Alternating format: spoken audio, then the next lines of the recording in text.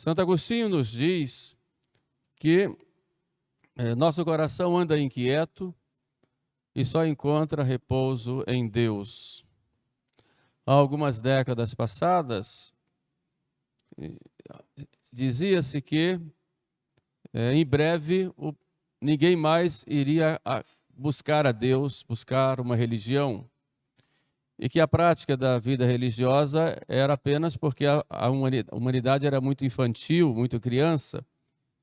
E quando chegasse a época em que o crescimento científico, tecnológico, social, econômico estivesse bem adiantado, não precisaria mais falar em Deus.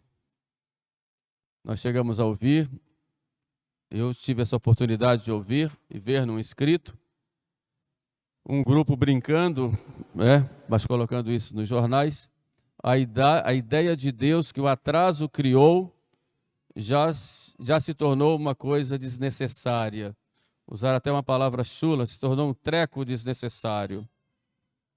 Mas o tempo se passou e a gente vai vendo que o homem que abraçou em grande parte o ateísmo, dando unicamente valor à matéria e à ciência, vai se encontrando cada vez mais no vazio.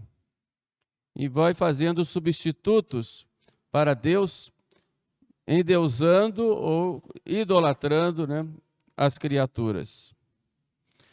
Porque dentro do homem tem um sentido religioso. O homem precisa do infinito, o homem precisa do transcendente. Ele busca a felicidade e essa felicidade ele não vai encontrar em si mesmo nunca. Por isso ele tende a sair de si mesmo para buscar outra coisa fora de si. Mas quando ele busca-se fora de si nas criaturas, sempre vai lhe faltar algo. Sempre vai querer mais. Algo que o eleve. Porque em cada ser humano está escrito o desejo do infinito, o desejo do ilimitado, o desejo do transcendente. Está inscrito no coração de cada homem o desejo de Deus. Isso é o que nós chamamos de sentimento religioso, ou senso religioso. E nessa busca, o homem vai buscando, e quer buscar, como diz São Paulo, vai buscando as apalpadelas, preencher esse vazio que ele tem, um vazio existencial que só vai preencher com Deus. Mas o homem é capaz de conhecer a Deus? Essa é uma pergunta que se faz hoje. Endeusaram-se, por exemplo, a ciência, a tecnologia, mas o homem é capaz de conhecer a Deus, que ele precisa de Deus e está inerente à própria natureza dele. Existem várias vias ou vários argumentos que se colocam, mas o catecismo nos apresenta basicamente dois, que praticamente engloba todos os outros: o mundo e o homem. À luz da razão, o homem observando o mundo e observando-se a si mesmo, ele vai chegar à conclusão que existe um ser que é infinito, que é criador e que é senhor de todas as coisas. Se for honesto intelectualmente, honesto diante de si mesmo, essa necessidade vai ser suprida por um ser que é superior a ele e que é infinito. E esse ser é Deus. Se nós observamos o mundo, por exemplo, com toda a sua ordem, as galáxias, os planetas, as células, um átomo, um genoma, um DNA, como hoje é mais comum, se nós observamos toda a obra da natureza, seja macro, seja micro, com a sua perfeita ordem, tudo vai nos falar de que esta ordem exige que haja uma inteligência ordenadora que crie naquela ordem uma imagem sua ou um vestígio seu. E essa inteligência ordenadora que criou todas as coisas do nada, do não existir, passou a existir. Do nada, a coisa se fez. Essa inteligência ordenadora nós chamamos de Deus. Se nós observamos a beleza que há nas coisas e essa atração que nós temos para o belo e que encontramos a beleza nos pássaros, nas montanhas, nos mares, nos rios, nos animais, encontramos em tudo isso vestígios, e diziam os antigos, vestígios de Deus, porque todas essas coisas expressam uma beleza infinita que é a referência ou é a plenitude da beleza que deixa o seu vestígio nessas coisas criadas. Como aquele homem que, admirado com a natureza, simplesmente abria a boca e dizia: que belo! E se é belo, se é bela esta natureza e esse ambiente que eu estou vendo, muito mais belo é aquele que construiu toda essa natureza. Portanto, através da obra criada, isso vai se exigir que haja alguém que tenha criado. E esse Criador é Deus. Se nós observamos as contingências que há no mundo, coisas que hoje existem e amanhã não existem, e que há um movimento do existir a não existir, e do não existir ao existir, esse movimento que há no mundo, e coisas que se acabam, coisas que começam, outras que recomeçam, outras que se transformam, mas numa linha ordenada. Isso exige que haja uma inteligência ordenadora dessa linha e que mova, perdoe o pleonasmo, esse movimento, provoque esse movimento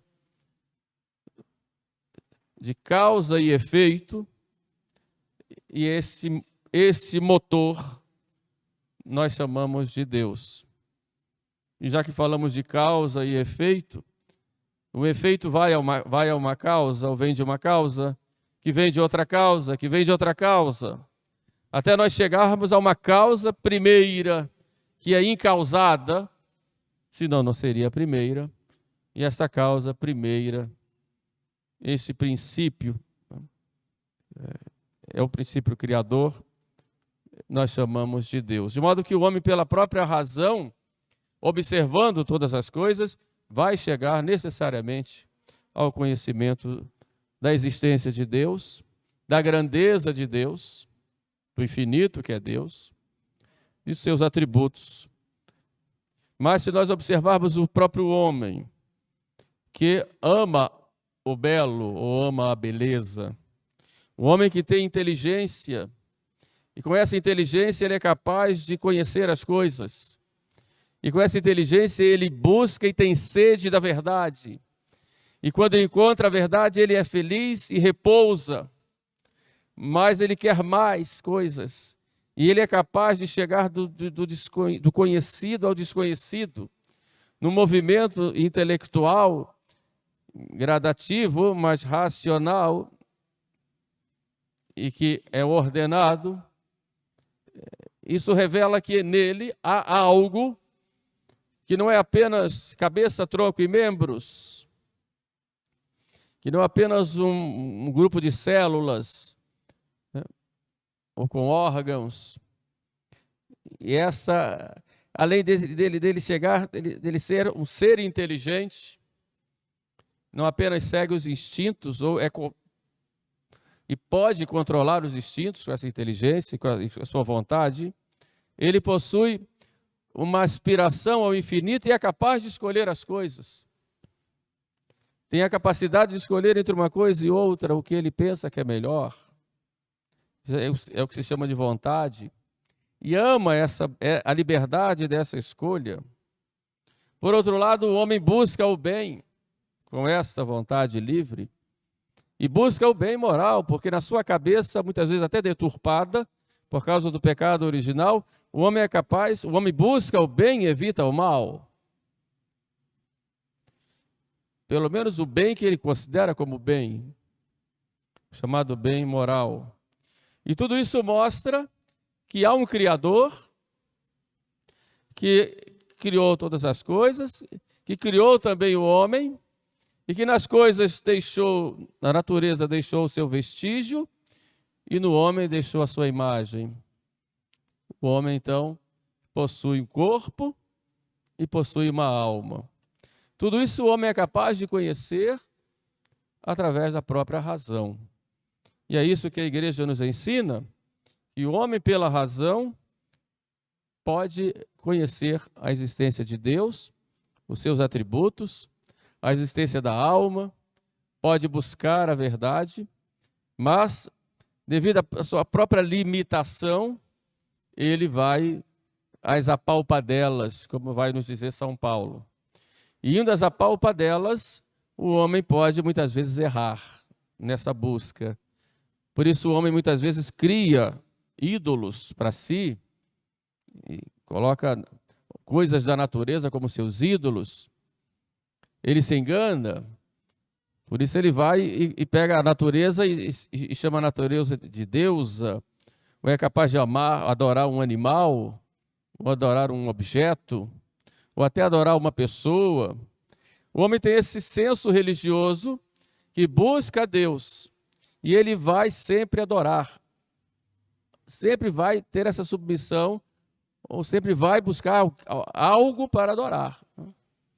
E nesse erro que ele tem na sua ignorância, ou na sua fraqueza, até por causa do pecado original, o homem muitas vezes coloca no lugar de Deus a criatura, no lugar do Criador a criatura.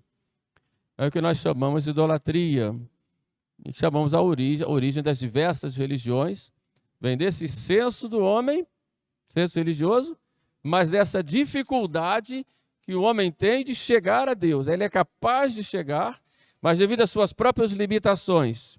Depois nós vamos aprender, por causa do pecado original, ele erra nesse chegar a Deus. Ele tem capacidade de chegar a Deus, mas ele tem dificuldade. A razão nos leva até certo ponto, por causa da própria dificuldade do homem. Daí é necessário que Deus venha ao encontro do homem. E foi por isso que Deus então se revelou. O homem é capaz, precisa, ele é um ser chamado à comunhão com esse Deus, mas ele caminhando, ele não consegue chegar. Ele tem dificuldade e erra no caminho. Outras vezes prefere negar, como é o caso dos ateus, teóricos ou práticos. Outras vezes prefere ignorar. Outras vezes prefere ser indiferente, mas jamais ele vai conseguir deixar de adorar. Se não adora a Deus, vai adorar a criatura. Então, devido a essa dificuldade que o homem tem, essa fraqueza, Deus então vem e se mostra, e se revela, e diz, eu estou aqui e eu vou me revelar, porque ele criou o ser humano, criou o homem, a sua imagem e semelhança, e criou para que o homem vivesse em comunhão com ele. Daí a necessidade que nós temos da revelação. E é sobre a revelação que nós vamos falar na próxima semana. Louvado seja nosso Senhor Jesus Cristo. Para sempre seja louvado.